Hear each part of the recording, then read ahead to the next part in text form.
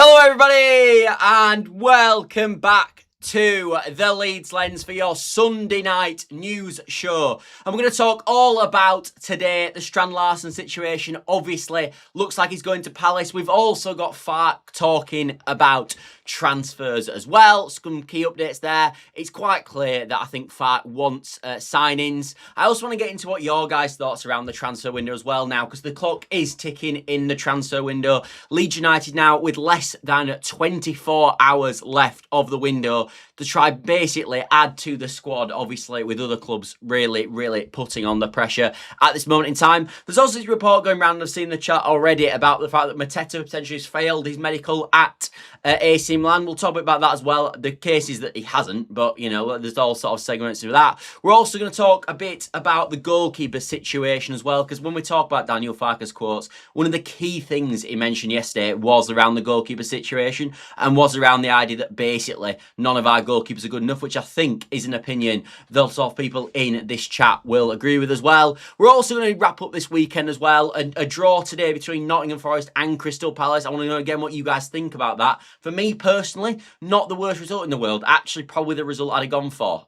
So yeah, not particularly displeased with that. Also, Nico Williams, importantly, got sent off in that game, which means he will miss, obviously, the game against Leeds United, which is massive, because actually, if you ask Forest fans, he's been one of their better players this season. And yeah, and then we'll sort of talk about the big picture like we always do as well. But important, I wanted to get a lot of your guys' comments in as well, because we are going to talk all about the transfer window as well in massive detail in today's show. And I want to sort of see where you guys are feeling, because I do feel like a lot of people are starting to get really frustrated with the board again. And it does feel a bit sort of deja vu to the last sort of day of the transfer window in the summer. Also as well, if you could help the channel by dropping a like, subscribe, all that good stuff. The support for the whole of January, it was absolutely unbelievable. The channel grew immensely. I'm now at 1,800 subscribers. I'm trying to get to at least 2,000 by the end of February. With the current track I'm going on, I should hit it way before the end of February. But as I said, if you could help that, it massively helps the channel. As I said, the sport's just been ridiculous recently. And even yesterday on a video that was basically a bit sort of all over the place, you guys still really supported me. And the comments recently as well have been so lovely to me. So thank you very much. It is all massively appreciated. And I know I don't always respond to all the comments, truly, because by the time I've made a video, done all this, done my normal job, I'm knackered. But I do actually read all the comments as well that get put on after videos. Anyway, let's start with the Strand Larson news, and then I'll get into a lot of your comments, because to be honest with you, people commenting before the show's even started tonight. But the update regarding Strand Larson, as I'm sure you're all aware, is that earlier in the day, sort of about 11 this morning, it was announced that Crystal Palace had finally agreed the deal for Jørgen Strand Larsen, ending Leeds United Leeds United's fans suffering of this transfer. Yeah, it does feel a bit pie-jowy now, and it's ended in the same way as pie-jow. Obviously, he's going for 48 million.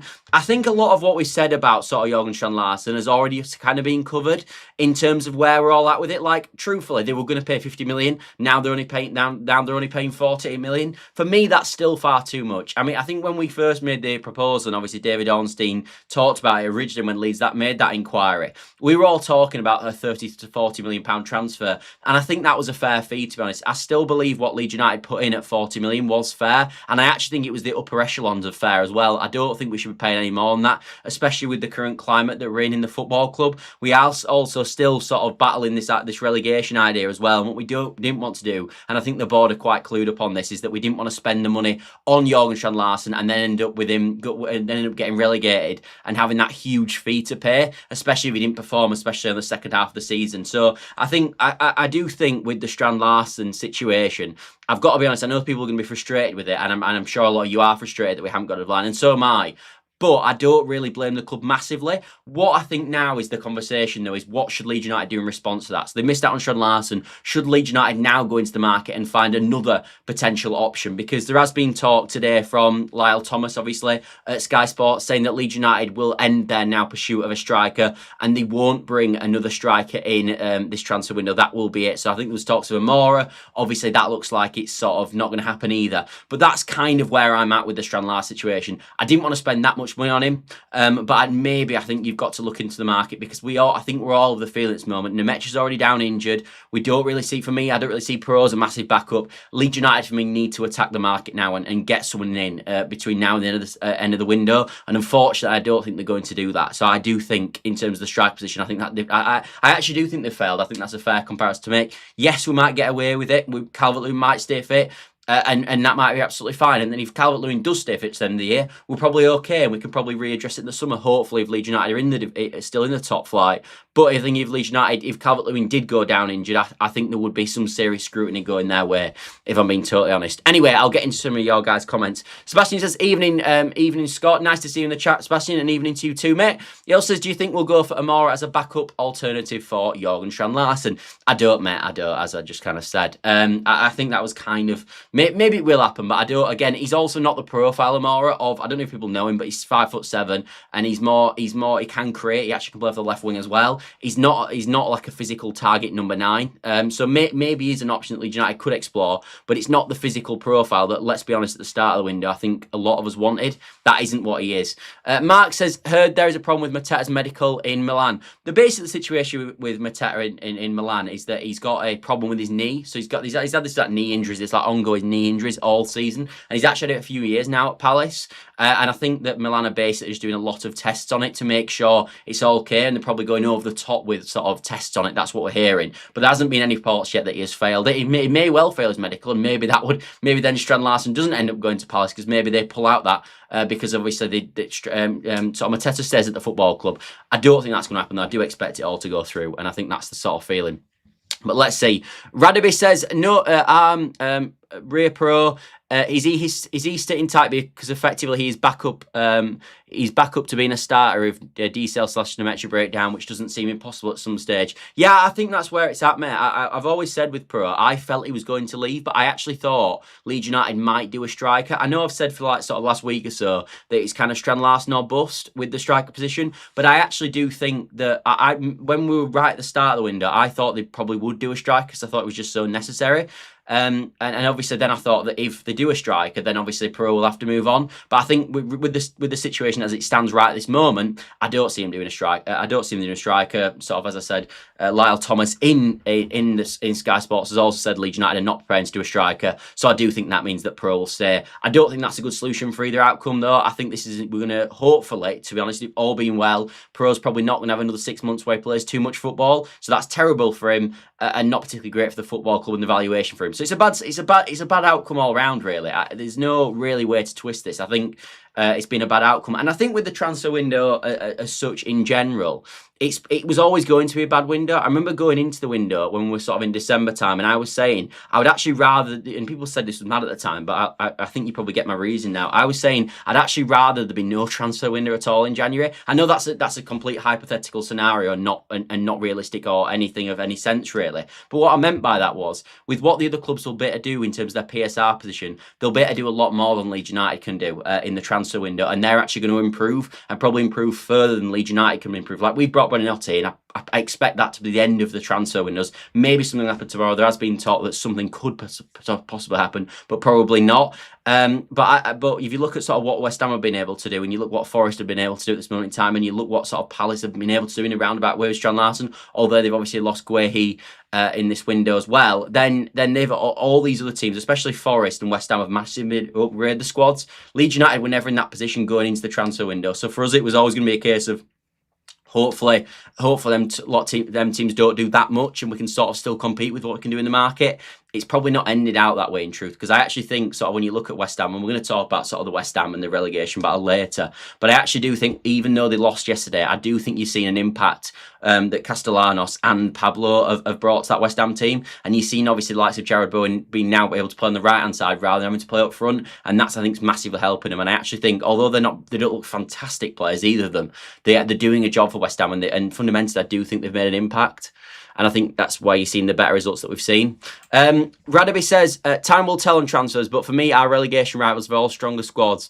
than what they had in December. This is just a fact. Yeah, I agree with you, mate. I agree with you. But as I said, like when we said sort of a few minutes ago, I do think that we were probably always going to be in this situation. I think this is why this league was always going to be tricky to stay up in. And obviously, we're still in a really good position in the league. We're still 6 points ahead. The results have gone for us this weekend. We've played the best team in the league. Yes, we've lost 4-0, but it's not been the worst weekend in the world. It could have gone way worse than it has. And we're still in a good position to try stay in this division. And that's why it'll be such an accomplishment if we do. Because if you look at sort of the spends that teams are going to be able to make, Leeds United will be nowhere near it, and we probably started in a worse position because I know we had a fantastic squad in the Championship, but we were a Championship squad just promoted.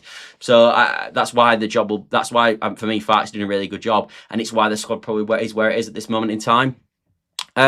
Pepper's already said no. Pepper's already said no incomings, and while he may be a bit harsh, he feels he might be right. Yeah, seeing that Wolves have gone for Adam Armstrong, clearly preparing for the Championship, I think it's bizarre we didn't offer Joe Pro plus a fee for Jørgen Strand Larsen. Thoughts? Yeah, it's a really good point, Jacob, actually. And I think when we're looking at sort of what Leeds United can do with deals, I think one thing we can always say with Leeds United for me is I don't think we're good sellers. I think the first year when we didn't get promoted and we sold Gray for 40 million, we sold Rutter for 40 million, and we sold Somerville, obviously, you couldn't do anything about that. He had a release clause in his contract. But I thought they were decent fees. I thought they did well in summer in terms of selling. And I thought Kamara actually for 10 million wasn't bad. I don't think they've done well since that point. I don't think they sold well last summer, and I don't think they've sold well in January. I mean, they haven't sold anybody in January, and they also haven't given any new contracts out. So hopefully we can get some contracts arranged, because we've got Ampadu, I think maybe there's a year left in the summer. Perot's obviously got a year left in the summer. Strout's got a year left in the summer. So Darlow's out in the summer as well, although there's obviously a conversation about him at this moment anyway. But there's quite a lot of work to do actually now, coming out this window for sure. Josh says, evening to you too, mate. People might find this crazy, but I'd be happy with a point against Forest. It's funny you say that, Josh, because I was talking about sort of this to my dad and brother before I came live, about when we were watching actually the Man City versus Spurs game. And it just depends on how other results go, don't they? Like, obviously this weekend West Ham play against Burnley, and if that ends up in anything other than a West Ham win, then if that ends up in a draw or a win to Burnley, a Forest draw isn't the worst result in the world. It just depends how West Ham are getting on, and I think that's where we're at with it, really. As I said, because we don't want to lose. We don't want to lose that game though. That would be a really bad loss if we were to lose that one. Sean says, good evening to you too. My dad is a Forest supporter, and he was at the game today. Is the one he is least looking forward to. Is that right? Yeah, is that right? JCL's gone to now Palace confirmed. Has it actually been tweeted out by the club yet? Because I still think potentially the only saving grace is there that obviously Mateta could fall through, and maybe then they pull out the Strand Larsen deal. Maybe. I don't think that's going to happen. I think it'll obviously all go through, but maybe that happens. He's big money and he's not in great form. Yeah, true, mate, true. And we want someone who's going to be shooting straight away. Look, I'm not going to go back on my own words. I really liked the signing of Strand Larsen. I did. I thought it was a really good deal for Leeds United. I'm not going to sort of jump away from that fact. I still do think it would have been a good deal for Leeds. I do think he fit the profile perfectly. I do think we needed a tall, strong, physical striker like he can offer, who's scored in this league before. I think all that really. So I'm not really going to go back on that. But you're right. He ain't scoring at the moment. That is true. Let's have a look. Is there any point bringing a striker for the sake of it if we have enough strikers? I don't think we do, Clive. I think that's the problem. Also, apologies, by the way. There's lots of comments tonight, and I can't promise I'll better go through them all. I've had to say this in the last few shows. But a few months ago, I could go through all comments. At this moment, the channel has just grown, and unfortunately for you guys, part of that is that I can't, unfortunately, read out all your comments. Mateta might fail his exam, so Larsen might still not be on. True, Owen, but we'll have to wait and see with that. How can we chase Strand Larsen all window and not have a backup, says Dave. The thing was, Dave, I think the situation was, mate, if I'm reading it correctly, and I think I am in truth, I think that I think they didn't expect to do a striker at all in this window. And I think Strand Larsen became an opportunity in the market. And we heard this term a lot. We heard it when Angus Kinnear was in charge. But it's a term that does exist with Leeds United especially. And I think Strand Larsen was a quote-unquote opportunity in the market. And they went, wow, we might be able to get a player that we think's really good calibre and we were going to do next summer. And we're going to bring that signing forward. And I don't think there was another player in the market that was available in January and going to be sold in January that was of that ilk and fit what Leeds United wanted. So that's why they want another backup. It wasn't like we were just really targeting a striker. It was, wow, that's available, let's go do it.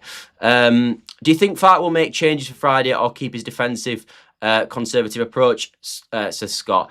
Well, I don't think this is the case, mate. I know against Arsenal it didn't go well, but I do also have to give respect to Arsenal. And I've listened to a few Arsenal bits on the other end to see if they were sort of mirroring what I was saying, and they thought they played really, really well yesterday, and I agree with them. I thought that's the best I've seen Arsenal, and I've watched them now for the 3 games previous to that. I watched them against Forest, I watched them against Liverpool, and I watched them against Man United. That was by far the best they played in any of them. Now, obviously, we're a contributing factor to that, and I don't think Leeds United played well yesterday. I think we can all say that, but I don't think it was just down to his defensive approach. And actually, you've seen that exact team play, and at times really aggressive. Like, look at the first half against Everton when we were on top, and you'd say we were trying to play an attacking brand of football with that exact same lineup. So I don't fully agree with that, mate, if I'm being honest.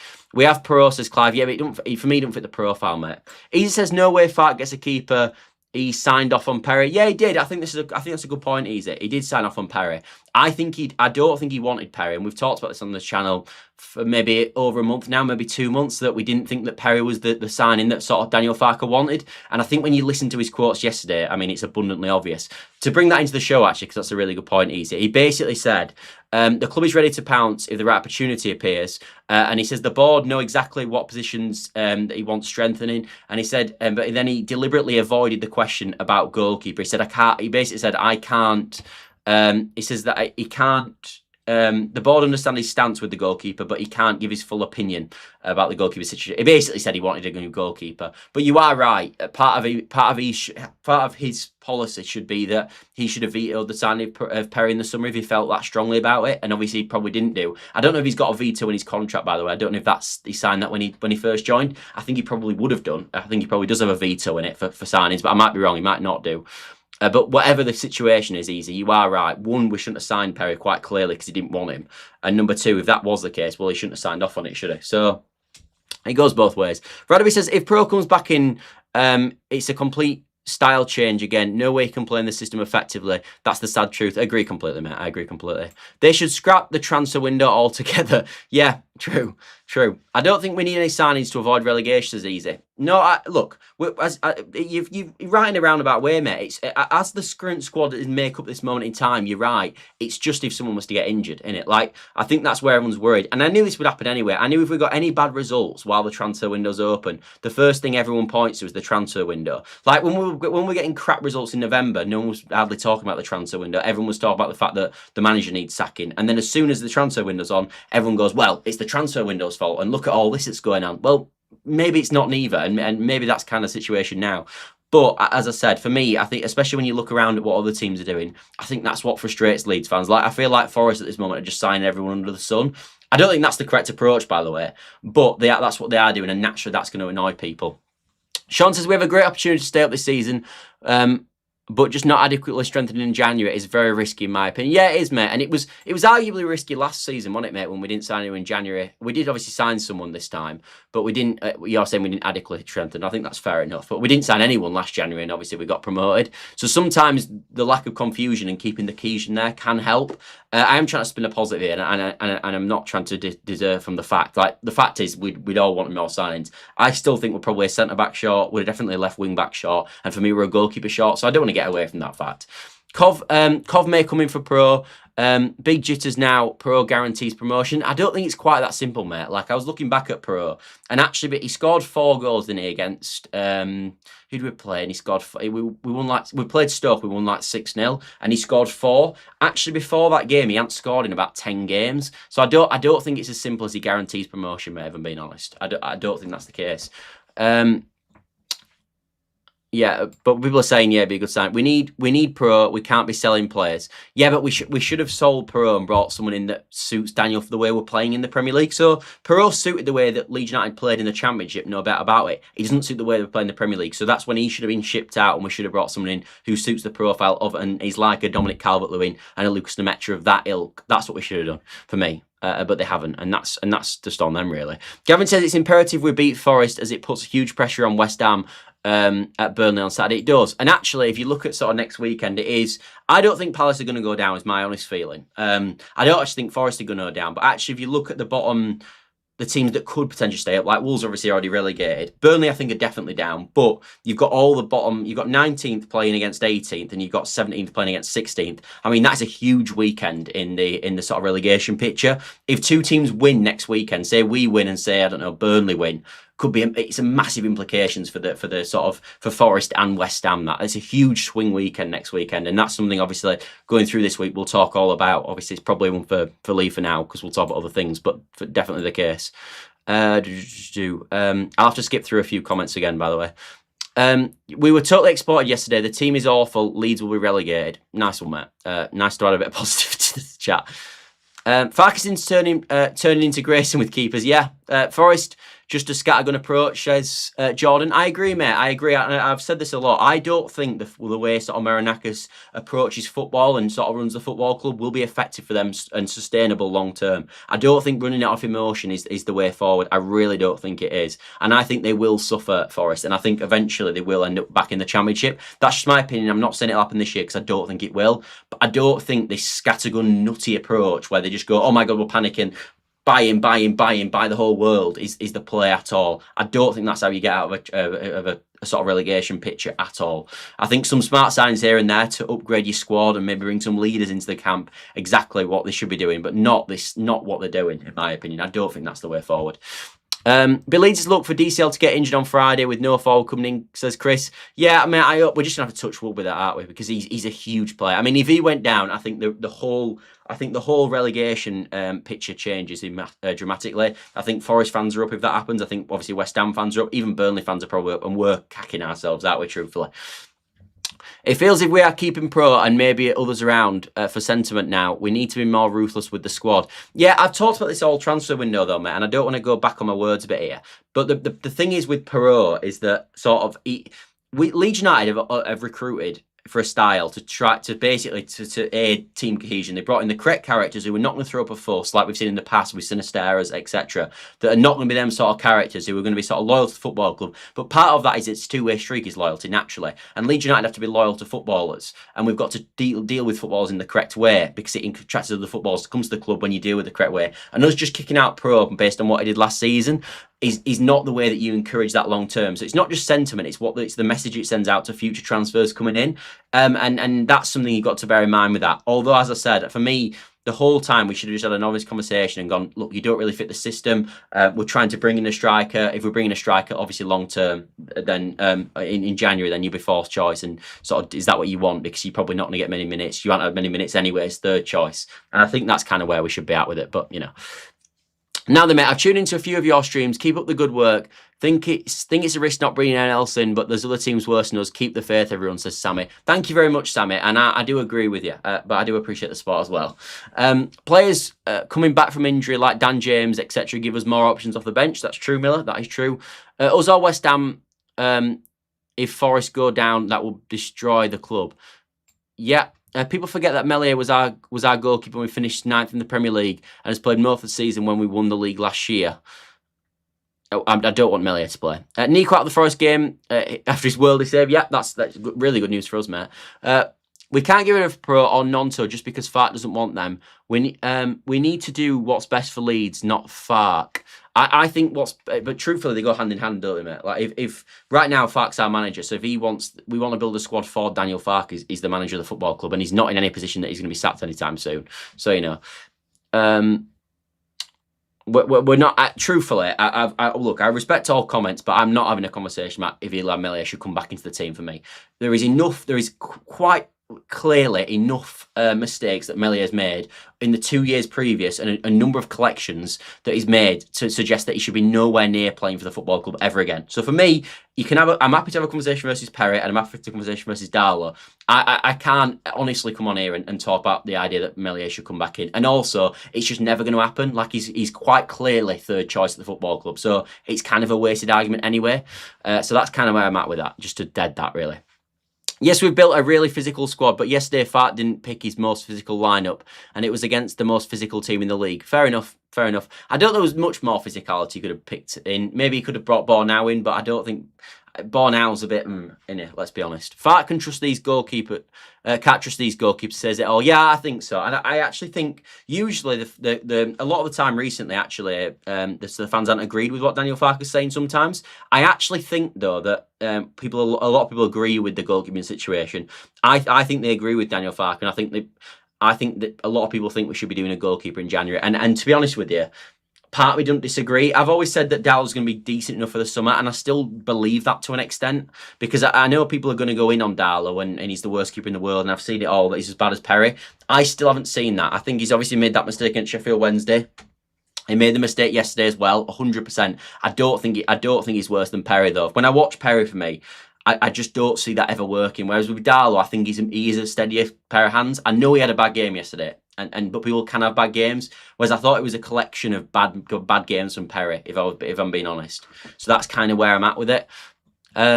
People complain with the squad isn't big enough. Then when they want to get rid of players who aren't playing, you can't just get rid of players. I disagree with that a bit. I can't help but think that these last few games have shown how important Biol is. Biol's our best centre-back, mate. Biol is our best centre-back. And against Arsenal, he was one of our most important players that we needed, because they are such a physical team, and we know how good Biol's good in the air, and maybe could have stopped some of the... Maybe we obviously conceded from set piece yesterday. Maybe he could have stopped some of them if he was in the team. I'm not sure he would have, actually, just because of how they sort of formed. And obviously one of them went directly in, which obviously wouldn't have been near it anyway. But I do agree with you. Biol missing for Forest will be massive for us. And Justin might be down injured as well. So Bornau will obviously come straight back into the team, you would have thought. But hopefully Biol will be back, obviously, for the game after, and is it Chelsea away after? And then, of course, hopefully we can see a bit of a helping hand there. Although I do believe we play Forest on the Friday and we play Chelsea on the Tuesday. It's quite a turnaround. I'm not sure. Maybe he's not ready for either, Biol. I'm not sure. Did Forest loan Ortega to shut it out as a loan option for us? No, I think they probably wanted him. I don't think Sells has been that good this year. Manchester City, West Ham blew 2-goal lead. It happens in football. Yeah, it does. Has Gnonto's relationship with Largy cost him this season? Farke is not a fan of his antics last year, and it seems to have cost him this year, and his lack of minutes is crazy. I just don't think he trusts him, mate. I think it's kind of that simple. I would like now, though, I think we've seen enough of Noah Okafor, and he hasn't played well for a while now. I would like to see, when he makes that change, it to be Gnonto, for me, at this moment in time. And I would like to see him have the same level of chance that sort of Okafor has had. Because I think Okafor, when he first came in, offered quite a bit. And I remember when we played Burnley away and we were missing Okafor, and it felt like a huge miss. I would like to see Gnonto be given a chance now, if I'm being honest. I think that he's come on off the bench before and done well. At times he's not done well. Like, I remember coming off the bench against Sunderland and being absolutely awful, but it was a different game state. But again, in the same breath, I remember coming off the bench against Brentford and making a real impact. So I would like to see Gnonto be given a chance now, ahead of Noah Okafor. And when he goes to the bench to make them changes, it to be Noah Okafor. And obviously, I'd like to see much more Buonanotte as well.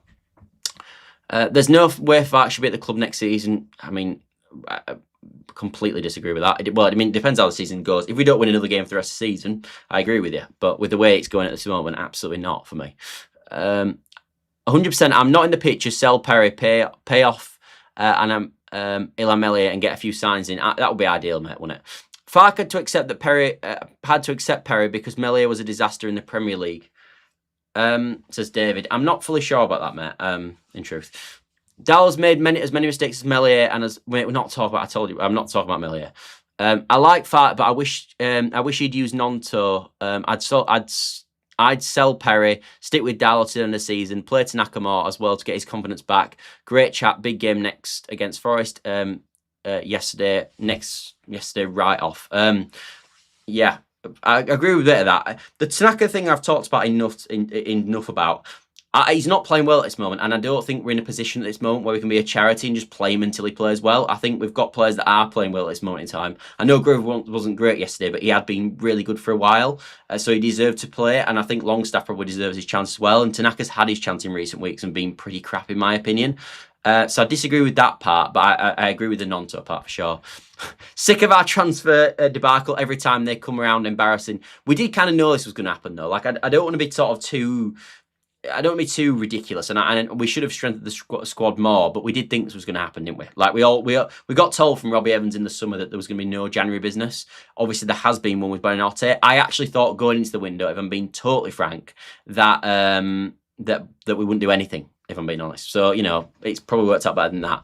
I hope we're not going back to the old style of play. The last few games I've seen DCL's been very isolated, only got 1 goal in 6, and it was a penalty. Yeah, Jacob, yeah, that's a fair point, mate. It's a fair point, that.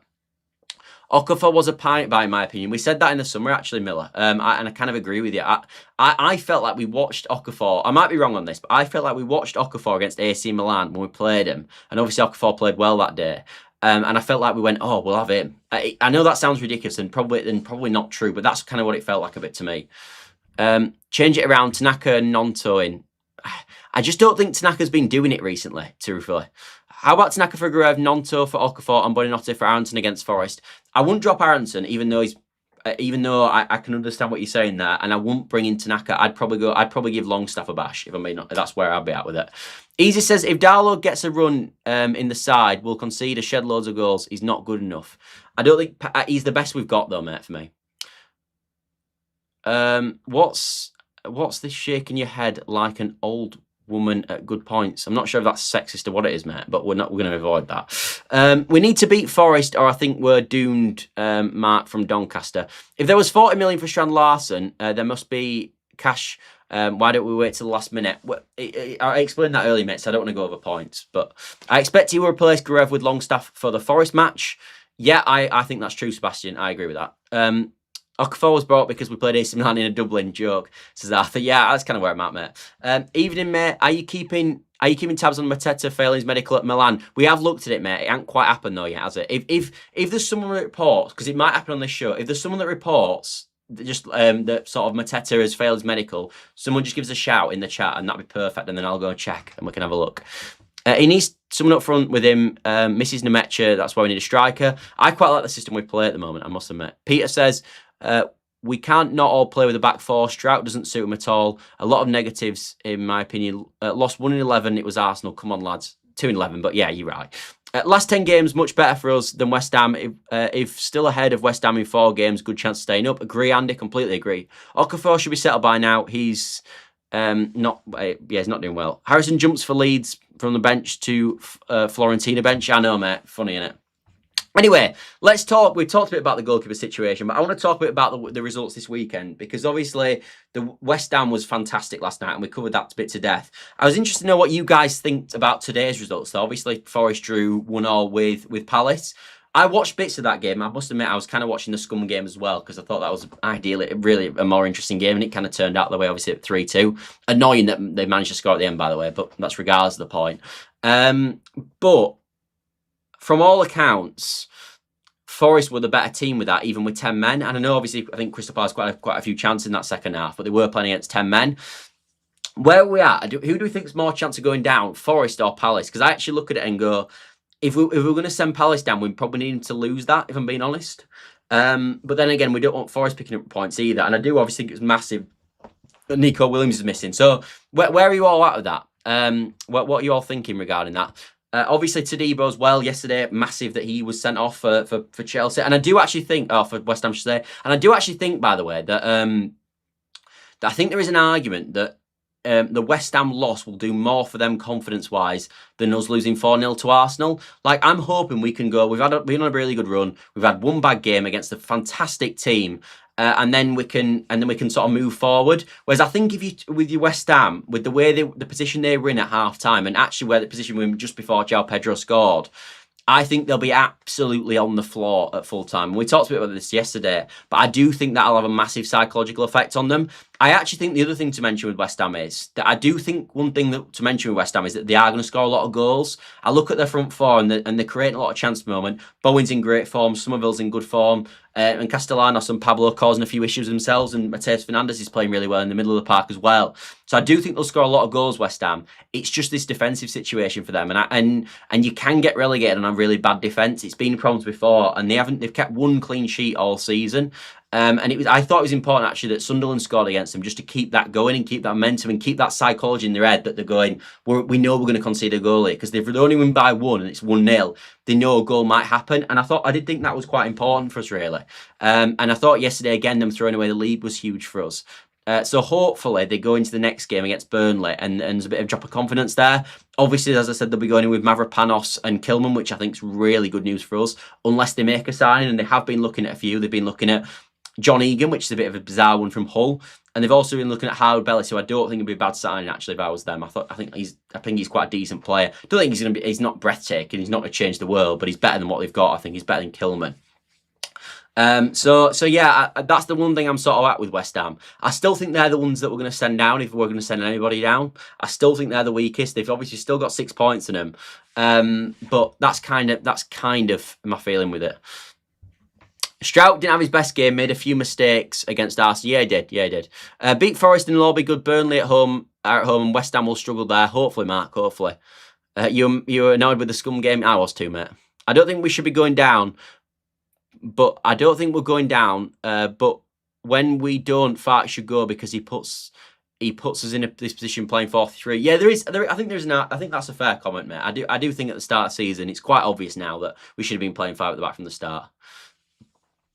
I want Nonto to deserve his. I want Nonto deserves his chance. Yeah, I agree with that. Anyone else that feels that Strand Larsson was a smokescreen in this window just to cover up no one else coming in? I don't think that was the case, mate. I don't think that was the case.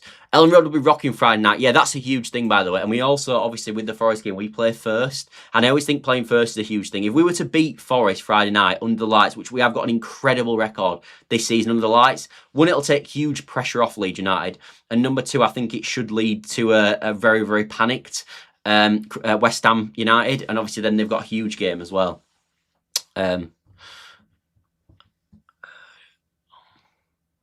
Biol and James back Friday. I'm not sure Biol is back, mate. I'm not sure Biol is back. Get Harry Wilson in off of 17 million. I don't think Wilson's the player we need right now. We've just brought Buonanotte in, who is that profile, left-footed attacking midfield player. I don't think Harry Wilson's the player that we need, and I don't think they'll do it because I think obviously Wilson was a backup for Buonanotte in the summer. Well, we've now got Buonanotte, so I don't think they'll do another. I do think that's something to mention as well, and I think the Buonanotte signing has kind of gone under the radar recently. I do think Buonanotte will have a really good impact on Leeds United for the rest of the season. I do think that. I think he will be a top signing for us. I might be wrong, but I think in terms of technical ability, he probably comes in as the highest technical ability player in the squad in terms of like a football brain, a football IQ, and being able to spot that sort of killer pass. And I actually think in a few games that we've got rest of the season, we're talking Burnley's at home, Wolves at home, maybe Brighton at home, maybe Brentford at home, Forest at home potentially as well on Friday. It might be a game where it's 0-0 and you need a spark. And someone like a Buonanotte just to pick that lock with a sort of beautiful pass through, sort of a line-breaking pass, could actually be a huge benefit for us. Do you think we'll get anyone in tomorrow, whether it's a panic buy or not? I don't think they'll do anything tomorrow. I don't think they'll do anything. Although I do want to mention tomorrow, I will do a stream about midday, maybe like 1 p.m. I think I will go about 1 p.m. and we'll talk all about the transfers up to there. Maybe we'll do an hour talking about the window itself. And then as well, we'll have obviously the usual 8 p.m. show. The window shuts at 7, so we'll go live at about 8 and we'll talk over sort of how the transfer window's ended. And then obviously, if there's anything that drops tomorrow, we'll talk about it as well, and we'll do a live because I'm actually not working tomorrow. But it doesn't look like loads are going to happen, if we're being honest. Our best football is in the back 3 and 5 in midfield. I agree. Muniz and Strand Larsson was seen as potential further resale value. Kind of. I mean, everyone that we should be buying hopefully should offer some resale value, to be honest. Larson is crap. Look where Wolves are. It's not just that, though, is it? I don't think he will play. Sadly, I hope he smashes it. Fair enough. We was 2-0 down against City and Liverpool, and look what we did. Very unlucky against City again. We'll stay up, says Peter. The thing is with Pete, should I say? The thing is with it, Pete, is that I think with the way we're playing at the moment, outside of the Arsenal game that we just played and I've got to bear that in mind, but outside of the Arsenal game, if you look at our body of work since we've gone to the back 3, I do think there's enough there to suggest that we'll definitely stay in the league. And if we keep playing with this level of confidence and this level and where the system hasn't been fully worked out yet, I do think that I think we'll stay in the league. The issue has been if we get any injuries, if the system starts not working, we get quote unquote found out, or we get some bad results and there's a drop in confidence. They're the three killer things. They're the 3 things that you've got to look out for. If them things happen, then it could be a bit of a different story. But as it currently stands, yeah, I agree with you.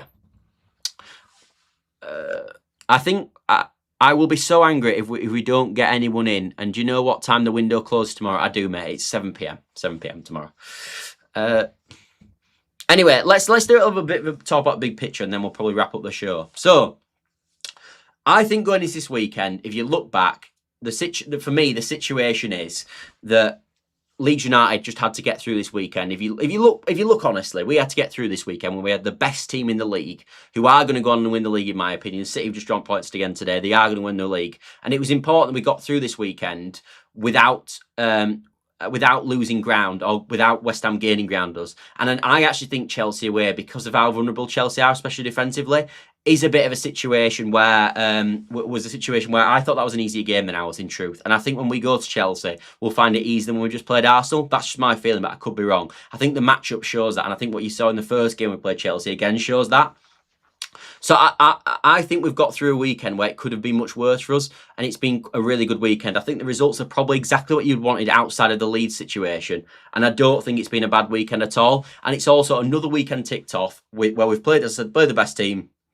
And now there's, 14 games left of the season. And we're getting to that point now where we get into that last 10 games. And we've always talked about on this channel, if we can get to them last 10 games and Leeds United are in a good position, we should stay in the league. Because our last 10 games are not comparable to anyone else's last 10 games. We have the best last 10 games in the league, pretty much. They are unbelievable. We've got Sunderland at home in that time. We've got Brentford at home. We've got Wolves at home. We've got Burnley at home. We have Brighton at home. We've got 5 huge home games then. And even look at the away games, I think we've got Crystal Palace. We've got Spurs, who don't look anything that great at the moment. And we've got a few other pretty decent away games as well.